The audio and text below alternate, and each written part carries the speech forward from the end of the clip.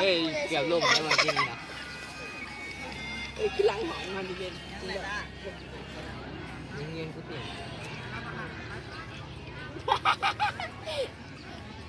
ไม่ได้กินบ่อ อาเบียอะไรประมาณตีตีนะขนมตีนะจนสองน้ำยืนอยู่กลางเลยค่ะ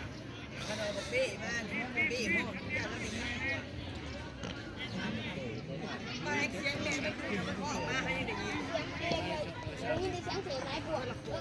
ต้งครับ เขาตั้งอยู่ใส่มา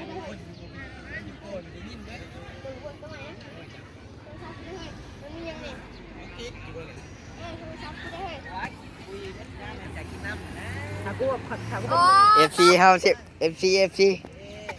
ซีหาง เอฟซี ตัดใส่เยอะเลย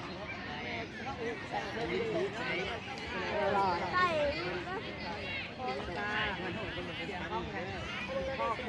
ไอ้หนึ่งก่อนเลยวะ